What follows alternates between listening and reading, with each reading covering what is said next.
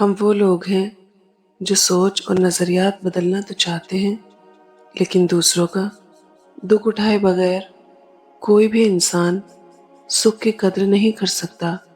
مہک گلاب کی آئے گی تم کو ہاتھوں سے، کسی کے راستے سے کانٹے اگر ہٹا ڈالو۔ درد آپ کو مضبوط بناتا ہے، خوف آپ کو بہادر بناتا ہے، اور دل کا ٹوٹنا آپ کو عقل مند بناتا ہے۔ مشکلات میں کبھی گھبرانا نہیں چاہیے، ستارے ہمیشہ اندھیرے میں ہی چمکتے ہیں۔ جب کبھی بھی تمہیں لگے تم تھک چکے ہو اور دعا بھی نہیں مانگ سکتے، تو خالی ہاتھ پھیلا دیا کرو، اور تمہارے پھیلے ہوئے ہاتھ اس بات کی گواہی ہوں گے کہ تم رب کائنات کے محتاج ہو، اور میرا رب خاموشیوں کو بھی سنتا ہے۔ آپ کا بڑا سرمایہ وہ لوگ ہیں جو آپ کی غیر موجودگی میں اپنے رب سے دعاؤں میں آپ کے لیے خیر مانگتے ہیں۔ دنیا کا سب سے مہنگا لیکوڈ آنسو ہوتے ہیں، جن میں 1% پانی اور باقی 99% احساسات ہوتے ہیں۔ فاصلوں سے کوئی فرق نہیں پڑتا، کچھ لوگ دل کی دھڑکن کی طرح ہوتے ہیں جو ہمیشہ ساتھ رہتے ہیں۔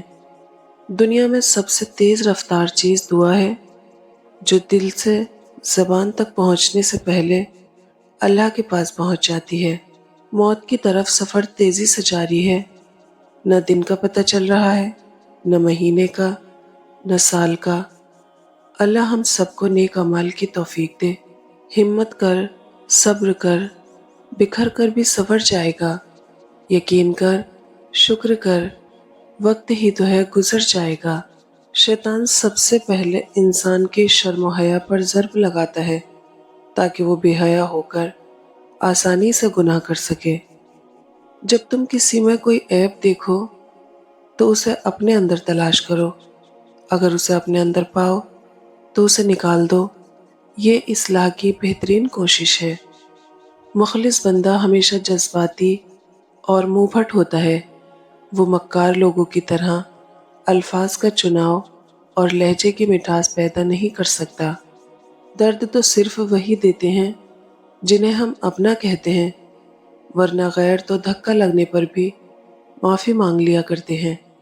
حالات اور جگہیں ہمیشہ ایک سی نہیں ہوتی، کسی جگہ ہمارے بغیر محفل نہیں جمتی، اور کسی جگہ محفل جمانے کے لیے ہمارے نکلنے کا انتظار ہوتا ہے۔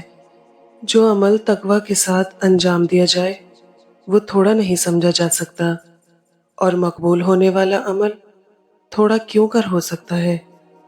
کسی بھی ایسے دروازے پر جو آپ کے منہ پر مارا جائے کبھی دستک مت دیجیے، کیونکہ آپ کے رب کے دروازے کے علاوہ کوئی دروازہ بھی ایک مرتبہ سے زیادہ دستک کا حقدار نہیں۔